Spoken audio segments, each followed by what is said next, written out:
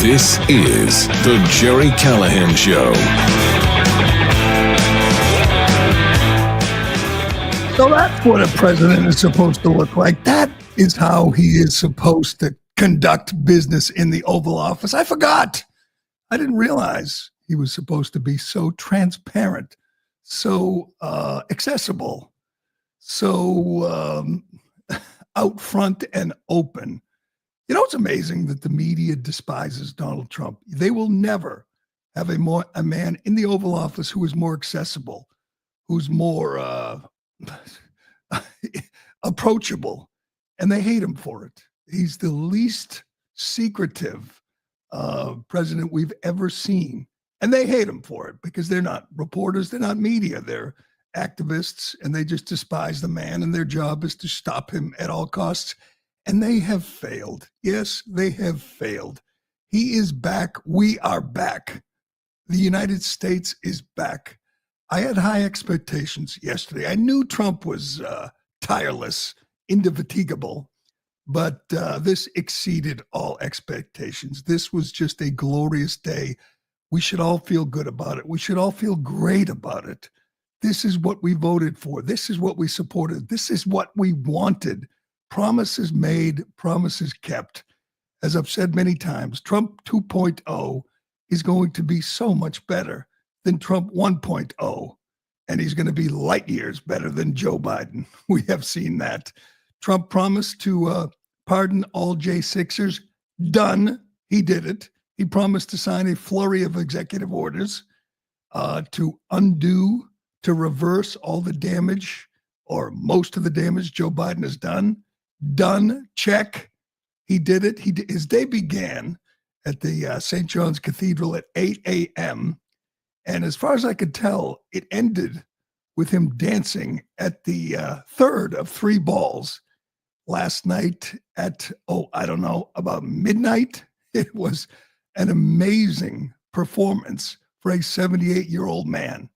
No longer can we question the energy level, of the president of the United States. That, as much as anything, is going to be a dramatic change.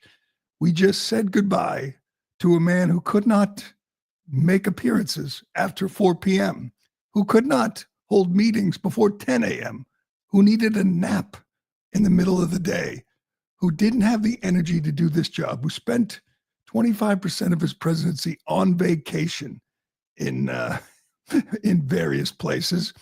Those days are over. Now we have a man of action. And boy, did he take action yesterday.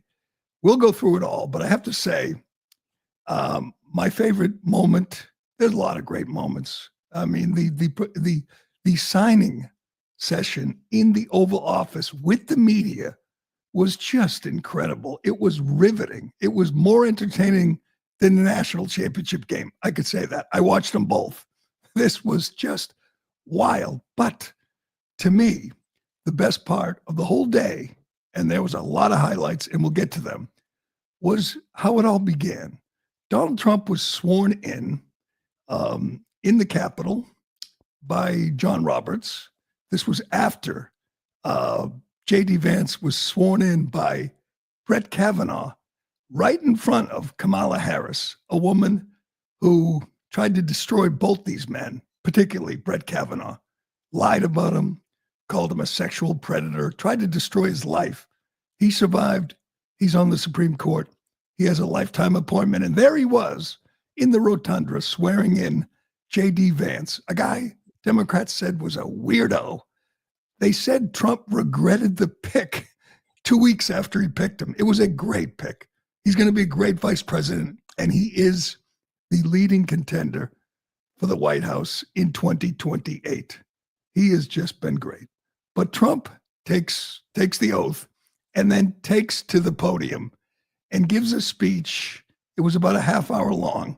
And I'm just going to say, it was the best speech Trump has ever given. I have seen many. At this point, hundreds, if not thousands of Trump speeches. He stuck to the script.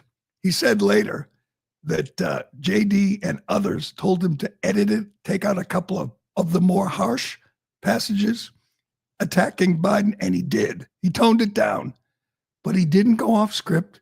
He didn't riff. He didn't lose his way. This is how a president gives a speech. And the best part is the focus was America in decline. And the reason America was in decline was sitting right next to him. Joe Biden and Kamala Harris had to sit there for a half an hour and listen as Donald Trump explained, detailed the damage these people, this man has done to the country. That's the last time Joe Biden will be put in this position. And he was seething. He was smiling at times. He sat there as most of the people in the room, including Democrats at some point, at many points, stood and cheered for Trump. But he didn't, he says he held back. Well, if he did, that was good because this worked. This was a great transition. This was the definition of a change in direction for the country. America is indeed in decline. We've seen it. This was the worst president in American history. This was the most corrupt man ever to occupy the Oval Office. He showed it right to the very end. Just as Trump was taking the stage, Joe Biden pardoned his family, 5 members of his family. And he was hoping Trump wouldn't mention it, and he didn't. He talked about it later, of course. But that was a remarkable moment when you think about it. Pardoning your family, who, as far as we know, haven't been charged with any crimes. We don't even know. I love this part. The AP writes that he pardoned his family members due to unrelenting attacks from Donald Trump and his allies. I looked it up. He pardoned people named Sarah Jones Biden, John Owens, Valerie Owens. I don't even know who they are. I mean, Valerie's his sister. I knew that. I've never heard Trump attack any of these people. I've not heard Trump's allies accuse them, essentially, of any crime. And he's pardoning them, making it clear that they are guilty. They are involved in the Biden influence peddling scheme led by Hunter Biden. We know that now. We know they're guilty. Why else would they need a pardon? But that was the last official act of Joe Biden, a disgraceful man, a horrible president, a corrupt man. He's gone now. Trump said goodbye, put him on Marine One, and then on Air Force One, where he's heading off to yet another vacation. And someday, today, we will look back at this shameful, this dark stain on the country that was Joe Biden. But that's over now. That we are done. We are moving on. And Trump is unshackled, unfiltered, undeterred. He has no reason not to fulfill his campaign promises and take big action. Here he is. Let's watch a clip of Donald Trump speaking 3 feet away from Joe Biden. God, I love this. Go ahead. We'll bring prices down, fill our strategic reserves up again, right to the top, and export American energy all over the world. We will be a rich nation again, and it is that liquid gold under our feet that will help to do it. With my actions today, we will end the Green New Deal and we will revoke the electric vehicle mandate, saving our auto industry and keeping my sacred pledge to our great American auto workers.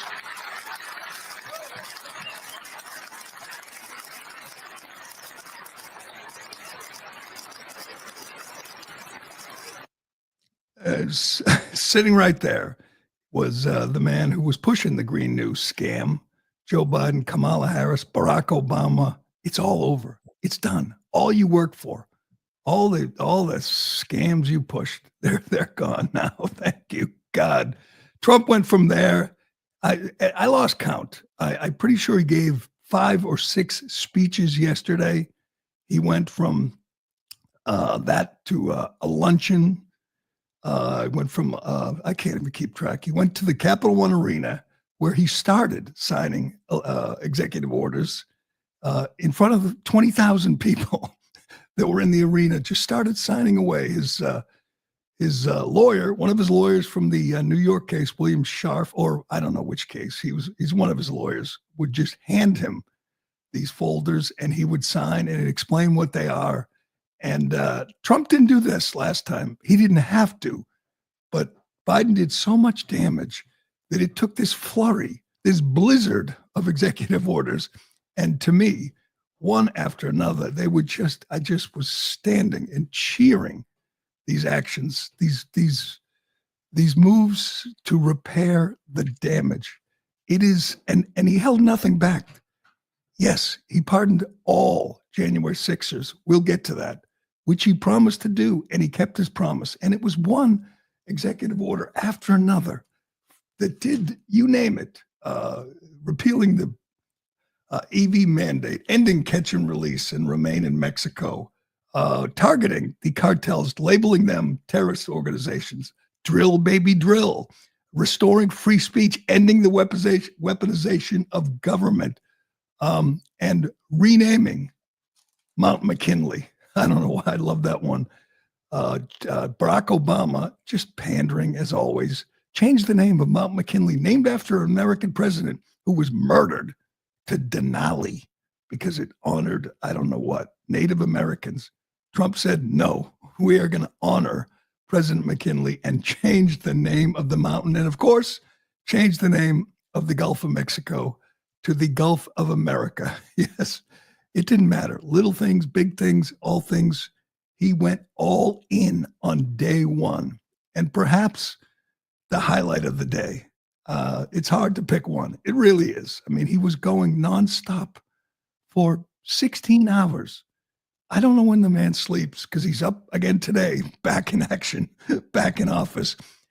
But here was just the most amazing moment. And again, we're just getting started. It is day one of a 4-year reclamation project. But he goes back to the White House, or he goes to the White House, to change out of his suit into a tux before he goes to all the balls.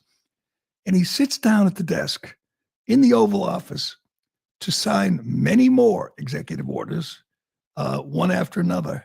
And they invite the media in.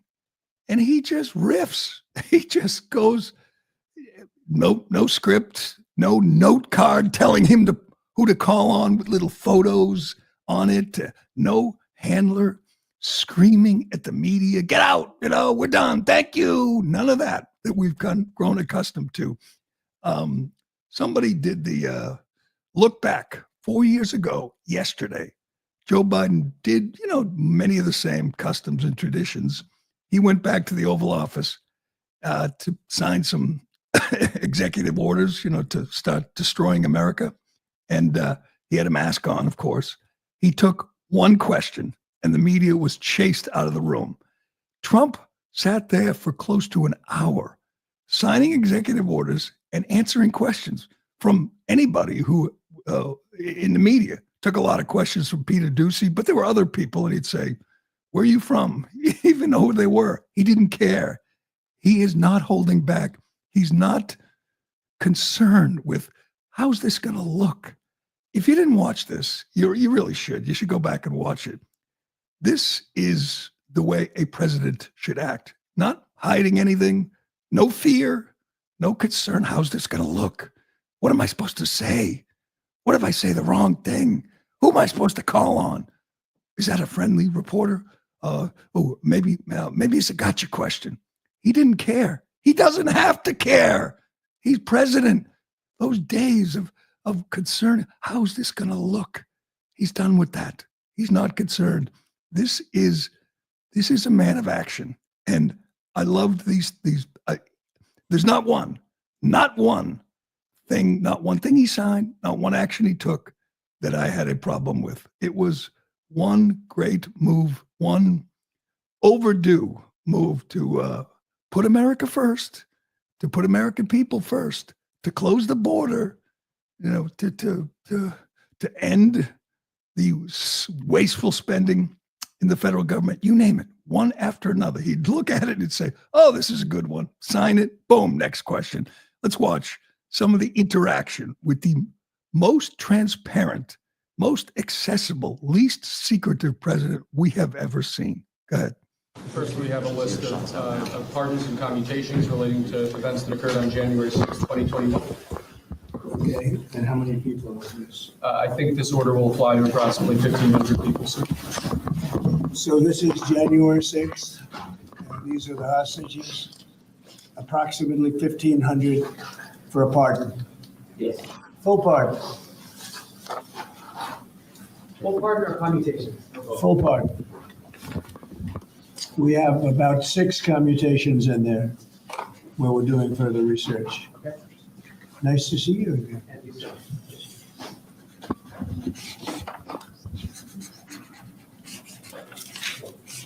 So this is a big one. Anything you want to explain about this? We hope they get them, we hope they come out tonight, frankly. We're expecting it. Approximately 1,500 people, six commutations. And that's the big one. That's the one that had the media losing their minds.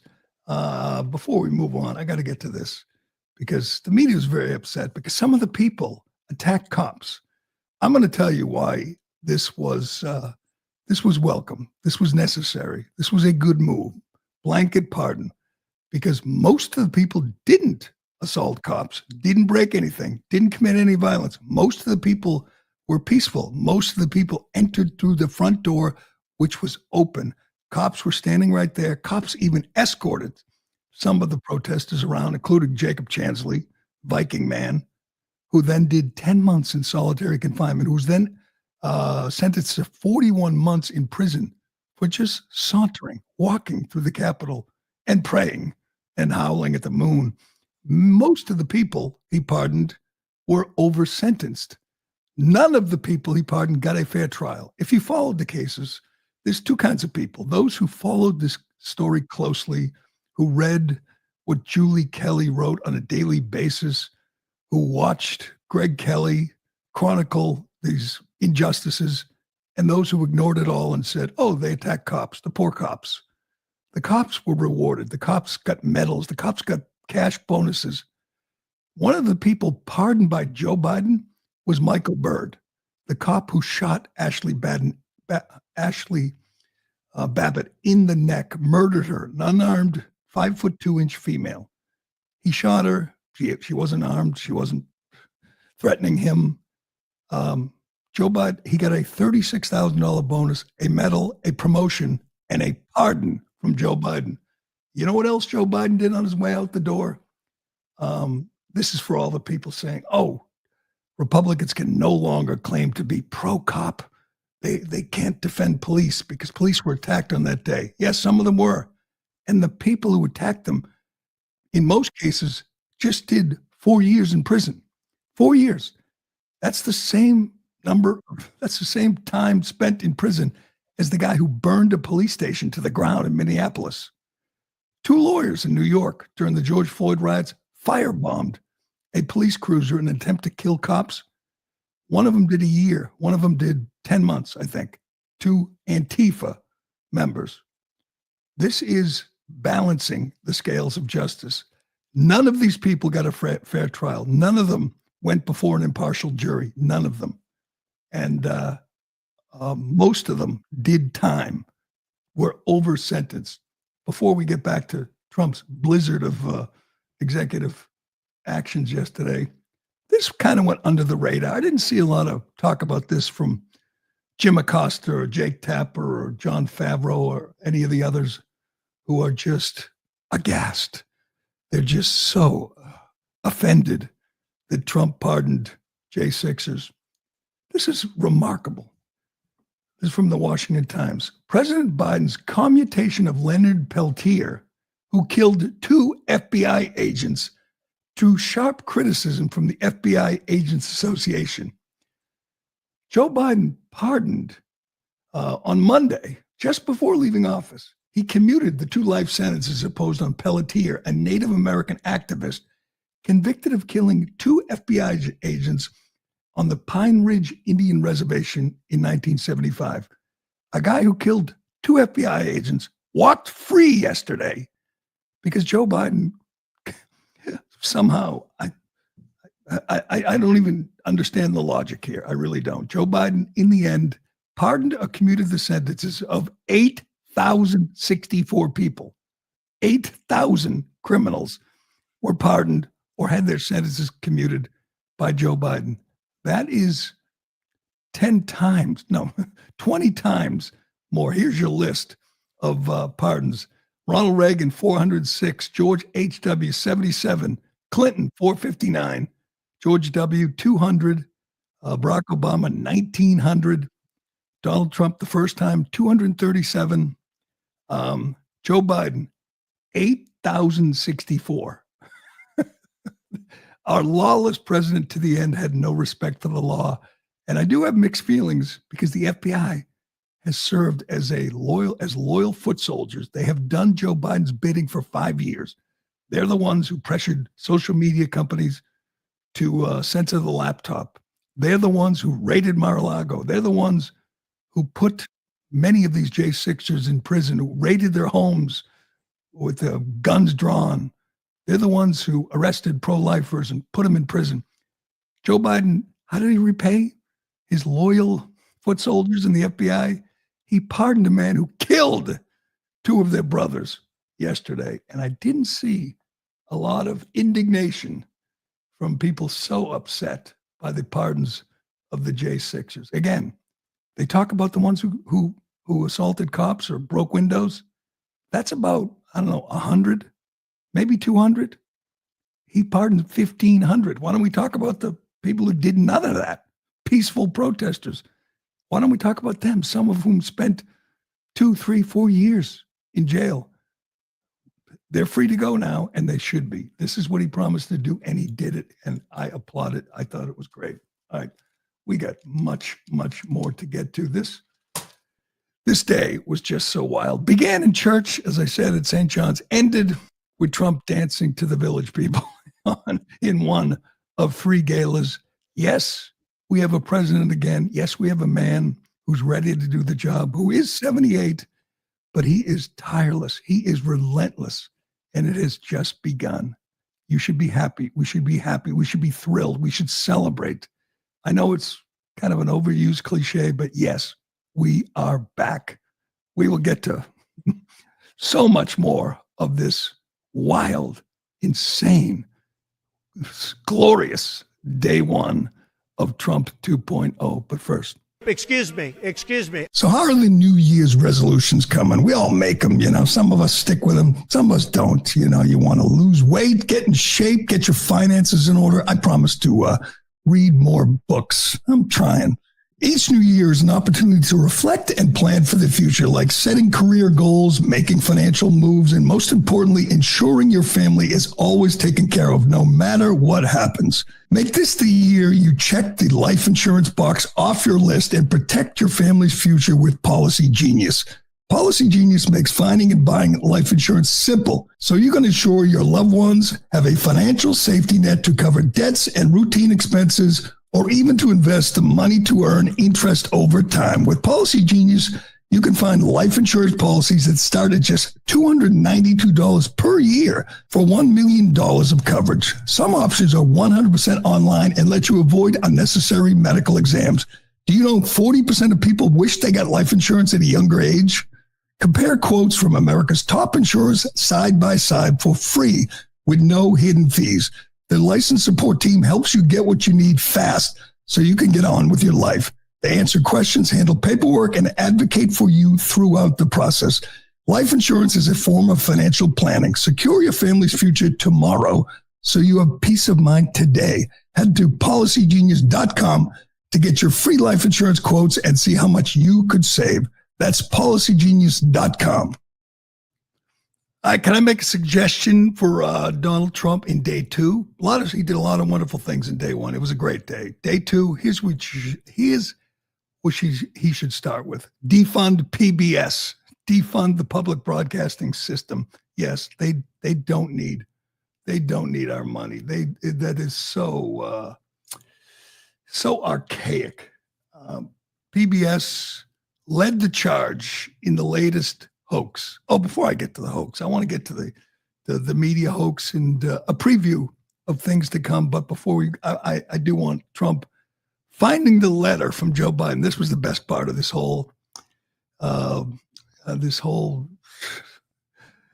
moment in the Oval Office. This not a moment. This was almost an hour long. And he would have sat there for another hour, but he had to get to the balls and celebrate with so many people in D.C. last night. He had to get on his tux. But he's doing the signings, and he's facing questions. And Peter Doocy asks, did Joe Biden leave you a letter? Talk about unscripted. Donald Trump's like, I don't know. Let's check. And he almost opened it up and read it for the first time in front of the world. He didn't, but watch this. So did President Biden leave you a letter? He may have. Right. Don't they leave it in the dish? I don't know. Oh, What's in there? thank you, Peter. It could have been years before we got it. Wow. Thank you. Can you read that on the outside? Maybe we should all read it together. Let's read it. Well, maybe I'll read it first and then make that That determination. sounds great. Peter, thank you very much. I may not have seen this for months. Happy to help with the passing of the torch. I did. I left him one in the desk just like this. So that would have been great. Open it up, just read it. Just an envelope. All it says is 47 on it. And he didn't quite get to it, but just completely off the cuff. That's the way it's supposed to work. You work for us. You're supposed to be open. You're supposed to be accessible and transparent. And we'll never see anything like this again. We've never seen anything like it before. I mean, we've had good presidents and bad. We've never seen a man just so unfiltered. It was great to watch. But the media is going to double down here. They're upset. Joe, he's closed the border. Most of the media, they found on day one a weeping illegal alien. Yes, a woman at the border who couldn't speak any English, but she was very upset because they shut down the app to get in the country. You know, that app which allowed 900,000 illegal aliens to pretend that they were seeking asylum. They shut it down immediately. I just watched at the top of the hour, CNN. They led with this. After all we saw yesterday, after all the actions and all the pomp and all the celebrations, here was your lead for the news hour beginning just a few minutes ago on CNN. Let's watch. There she is. Can we hear her weeping?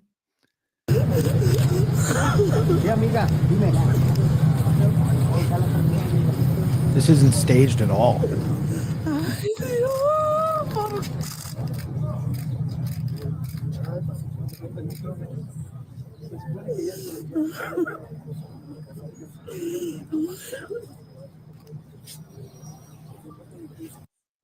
I'm sorry. That I'm okay with that. I'm not sure why we're supposed to feel bad. She's an illegal alien looking to enter the country illegally under false pretenses.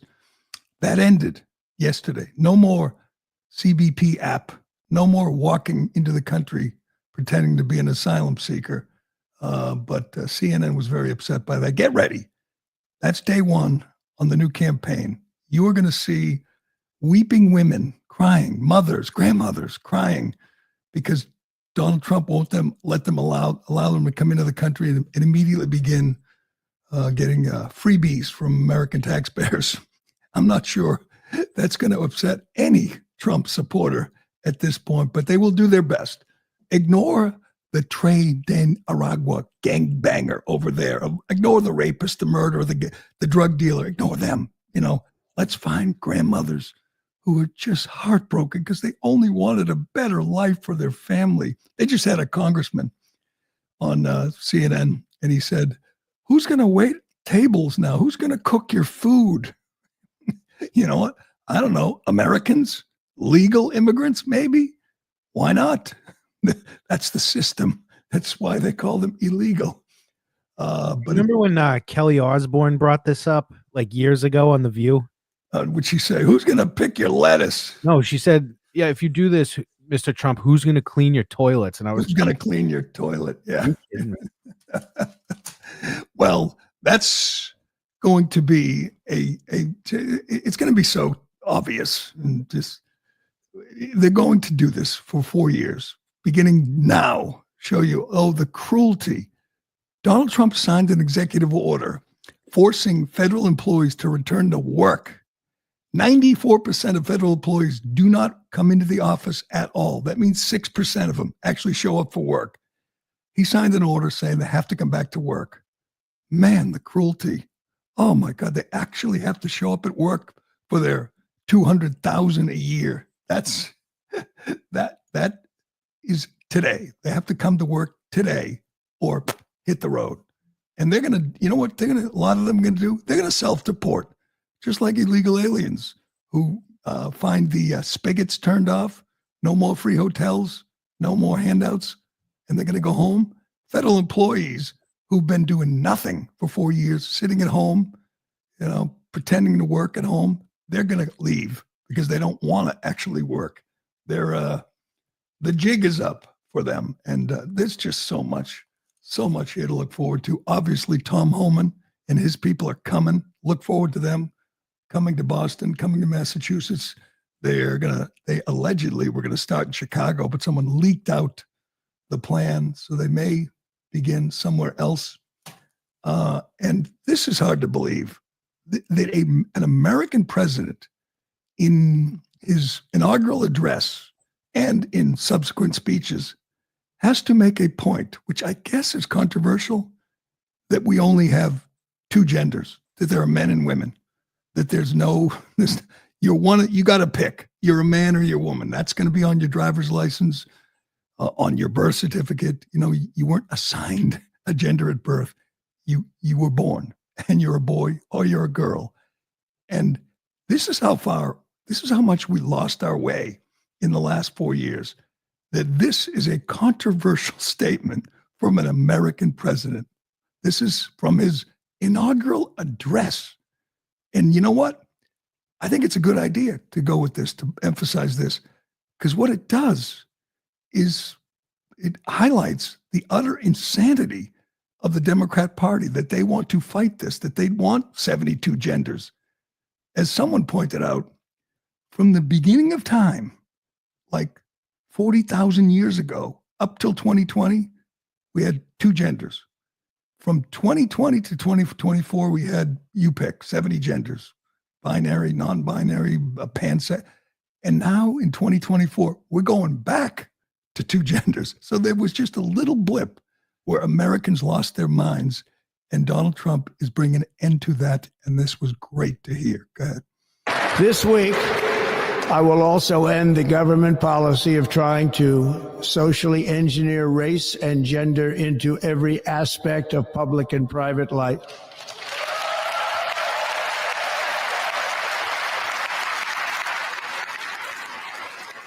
We will forge a society that is colorblind and merit-based.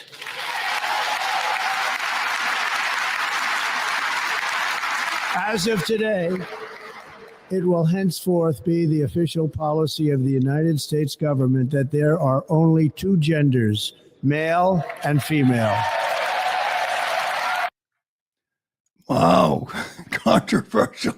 It is so insane that has to be said. That it has to be said. An entire political party is offended by that, is against that.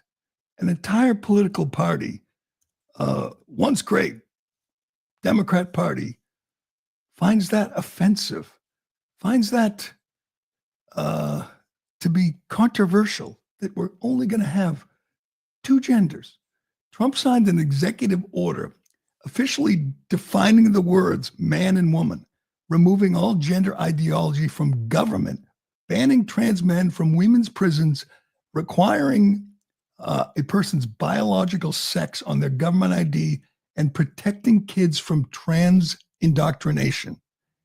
That was a big move, a necessary move. And again, we're going to look back and say, what? In 20, 40, 50 years, he did what? He said you're a man or a woman. Why did he have to do that? Because Democrats lost their mind and pandered to this tiny fringe. Because Joe Biden named a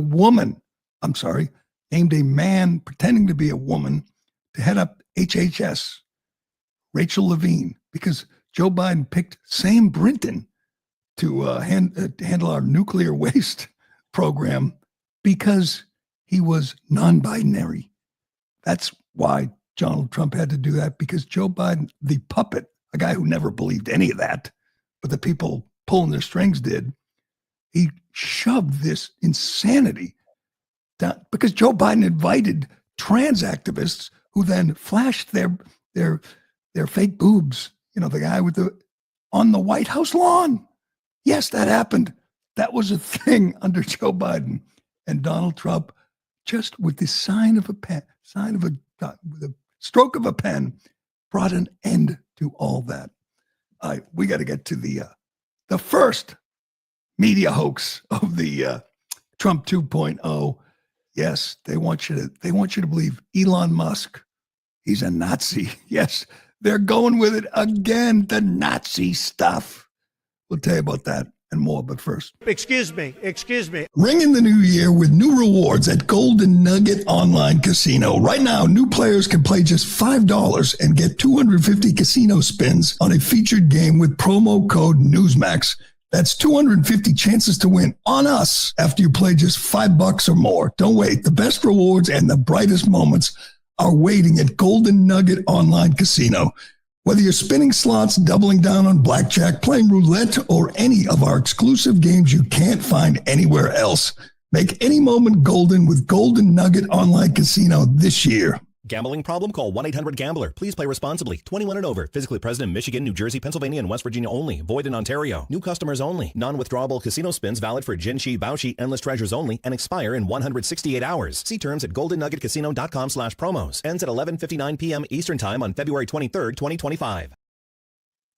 So the media spent 4 years telling you Trump was a Nazi, a fascist. He used Hitlerian rhetoric. They ran with that to the very end. Joe Biden did. Kamala Harris did. All of them did.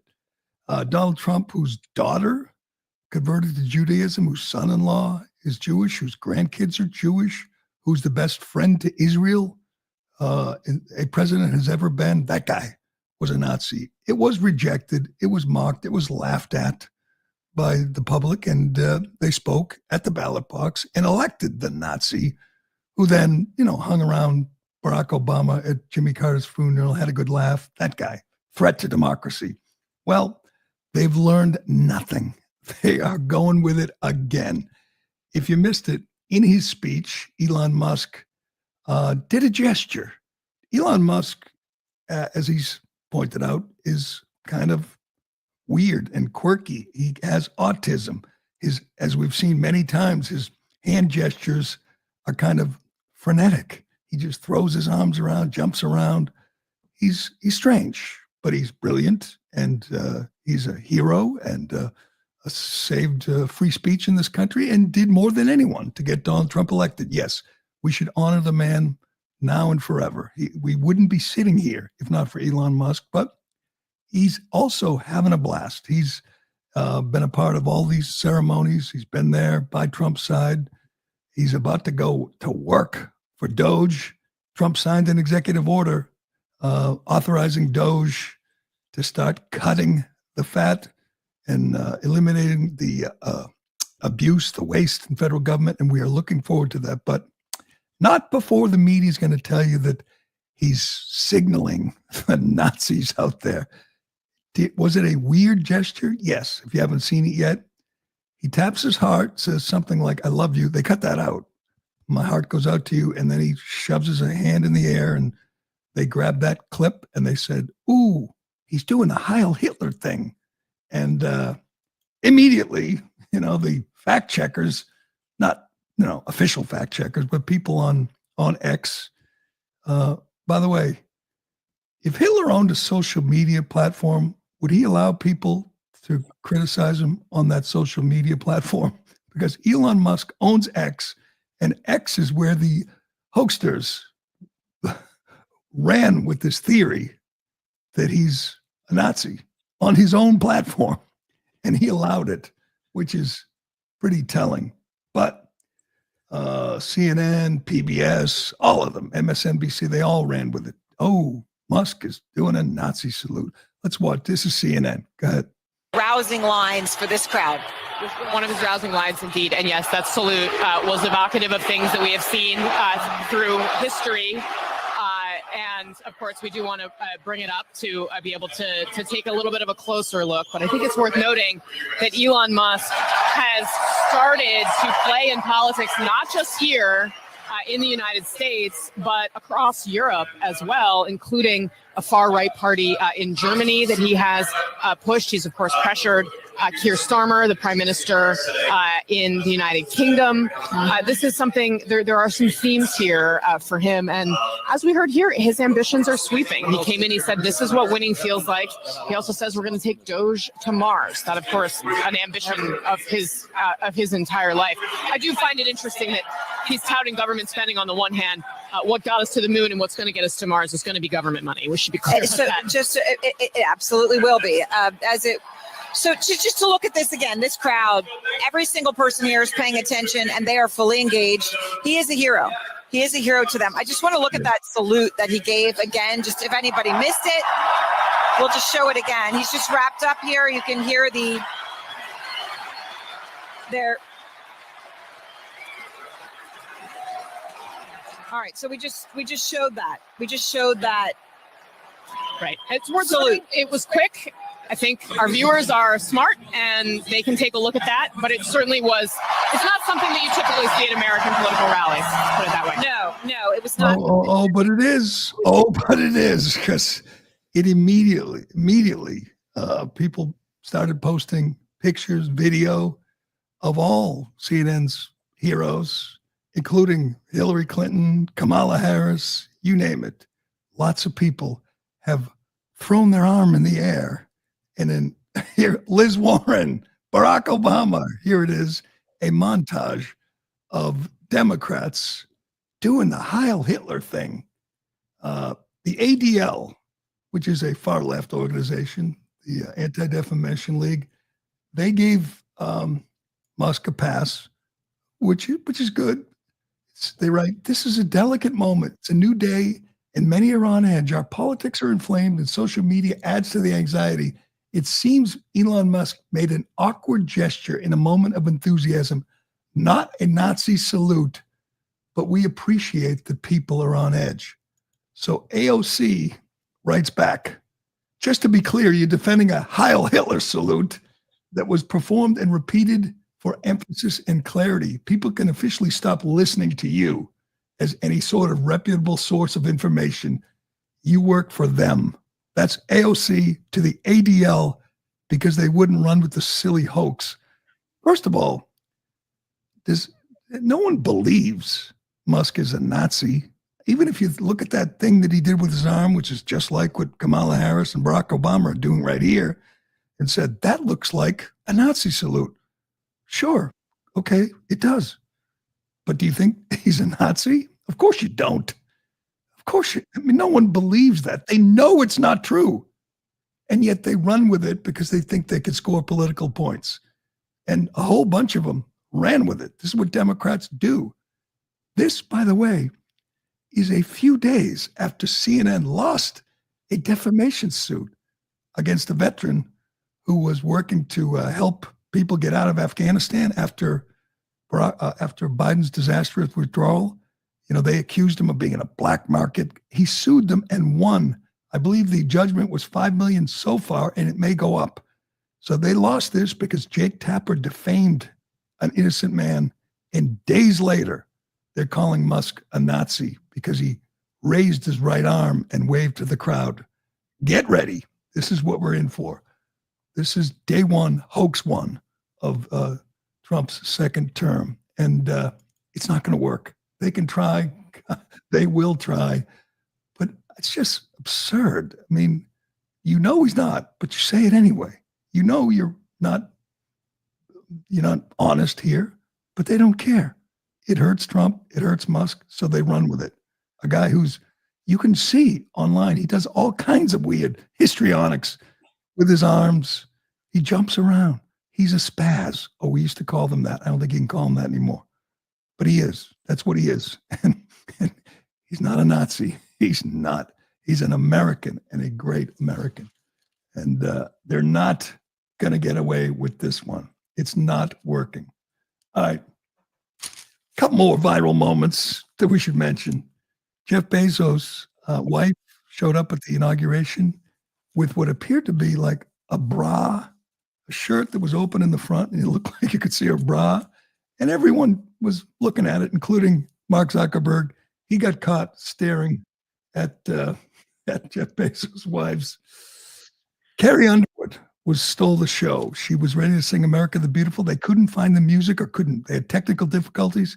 She went a cappella, and it was spectacular. Hats off to Carrie Underwood, who had the guts to show up and perform at the inauguration, and she didn't need any music. People sang along. That could have been my favorite moment of the whole morning. That was great. Couple more things. Here it is. Look at Zuck. It is just amazing. You can't blame him. You cannot blame him for this one. No, she wants that. I mean, let's be honest. She's very proud of her features. And there's Jared Kushner. He's doing the same. Who's the guy behind him? He is really working to get a look. But this transformation is just breathtaking. These people did everything they could to stop Trump 8 years ago, 4 years ago, and now they're in the front row at the inauguration. Now they're paying for all those balls and parties. Zuckerberg, Bezos, Musk, the Google guy, they're all there. Everybody is on board. That's why this is so different. He has the House, he has the Senate, he has the DOJ, the FBI, and he has the oligarchs. They're all on, and it's driving the media insane. They hate this. They thought those were their friends. They thought those people would once again lead the resistance, and they're not. They like Trump now. They support Trump now. The Village People, they tried to stop Trump from using their song last time. Now they're on stage every night singing with Trump. They supported Kamala, and now they threw up their hands, put on their Indian headdress and their leather chaps, and they're up there singing and dancing for Trump, with Trump. It's a whole different vibe, man. He is in control like he has never been before, and it's a wonderful thing to see. All right, a couple more things we have to get to.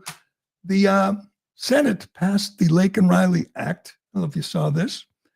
The Senate voted to pass a bill cracking down on immigration, the first piece of legislation the Republicans passed in the House. Trump will sign it, of course. It passed 64-35. That means 35 senators are against deporting illegal aliens who commit crimes. So if you have illegal aliens in your community and they're committing crimes, just know, if you're in a blue state like I am, both my senators, Warren and Markey, voted against deporting illegal alien criminals who commit crimes. That they are so out of step. That's why I love this. A bunch of 12 Democrats joined the Republicans to approve this bill. It'll pass the House. It'll be signed into law. And there's nothing Liz Warren or Markey or any of the other radicals can do to stop it. This is the way. This is how it's going to go. These people, they scream loud. They're squeaky wheels, Warren and AOC, but they're out of step. They're out of touch. They're out of power.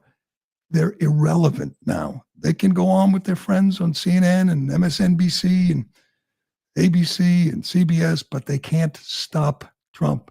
He is back and he is getting things done. Have you heard the latest rumor about Fetterman? Yeah, he denied it. The rumors were Fetterman was going to quit the Democrat Party, join the Republicans.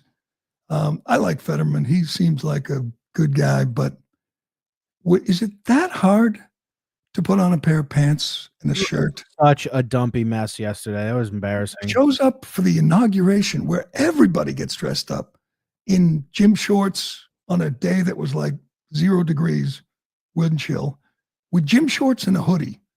And I understand he's quirky, he's weird. He marches to his own drummer, but why is it so uncomfortable to just wear pants and a shirt? You don't even have to wear a suit. But if you had a dress shirt, a button-up shirt, why is that so difficult?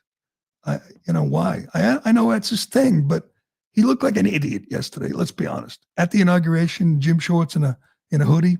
He says he's not leaving the Democrat Party, and I understand. He's a big, pro-abortion guy. He's a good Democrat. He is he's a Bernie bro, but he's also an independent thinker, and he's right now at this point he's fearless. He's not afraid to step out of line and offend the Squad or Liz Warren or any of the radical lefties who are taking this party down the road to nowhere. So, oh my God, really? In other news, Mark Milley accepted a pardon, and Trump ordered, I think, his portrait to be taken down at the Pentagon. It went up a week ago, and they took it down. That's great. Mark Milley, who's going to be kicked off some board that Biden put him on, which is good. He's a traitor. He's committed treason. Fauci accepted a pardon, but Rand Paul says you can run, but you can't hide. They got to get him to testify, because if there's one thing we know about Fauci is he lies under oath, and then the pardon no longer applies. They can prosecute him for perjury, and that guy, he commits perjury a lot. And how do you know Trump is back? Last night's national championship game, which was not a great game. I mean, I was rooting for Notre Dame for the first time in my life, but it was hopeless. Ohio State was just too much for them. And it was not even close despite the score. It was too bad. I was rooting for Marcus Freeman. I liked him. And what are you going to do? Root for Ohio State? J.D. Vance was happy. He got sworn in as vice president, and his team won the national title in the same day. But in the middle of the game, I believe it was halftime, they cut to a message from Donald Trump. I think it was a minute and a half long. ESPN. This is they're as far left as MSNBC. The people at ESPN, the hosts, the anchors, they must have hated this. But Trump is back, and they just can't stop him. So they aired his message from the Oval Office. By the way, he recorded this thing at some point, despite just going wall to wall, signing things, speeches, appearances, rallies, dancing. He found time to air a message on ESPN, and they showed it. That's how much things have changed. But it was an amazing moment and an amazing day, a great day, a glorious day. And you know what? Screw CNN, screw all PBS. These people, they're just pissing in the wind at this point. Trump is back, and so are we. But that's day one. That's day one. Get ready. Buckle in. Day two begins, and Trump shows no signs of slowing down. Can't wait. We'll leave it there for today. Thanks for listening. Thanks for watching. I'm Gerry Callahan. This is The Callahan Show, and we will do it again tomorrow. As you look at Elon Musk figuring so prominently, not just in the transition, but in the inauguration, you think of what Timothy Snyder, I think, described as the clash between those who want oligarchy to get to fascism and those who want fascism to get to oligarchy. The inaugural address has gone from a president saying, ask not what your country can do for you, ask what you can do for your country, to drill, baby, drill. Donald Trump has always had a different style. His last one was described as dark. Sort of an American carnage burger in a golden era bun. It wasn't as far off from American carnage as we were led to believe. It was a dark speech. Very familiar, sort of dystopian rhetoric that included his personal grievances and some false assertions. The obsession of Trump's rhetoric is always a theme of national decline and national humiliation. It's a little like a cult leader who keeps predicting different days for the end of the world. Quote, as Trump disparages migrants as criminals and outlines his plans, there are not millions and millions of criminal aliens, as he claims today. A largely white crowd is applauding in the rotunda. Where he was giving that speech in the Capitol Rotunda 4 years ago, people in his name were desecrating that very building, that very area, because they did not want him to leave office. They believed the lies he was telling, that he actually did win.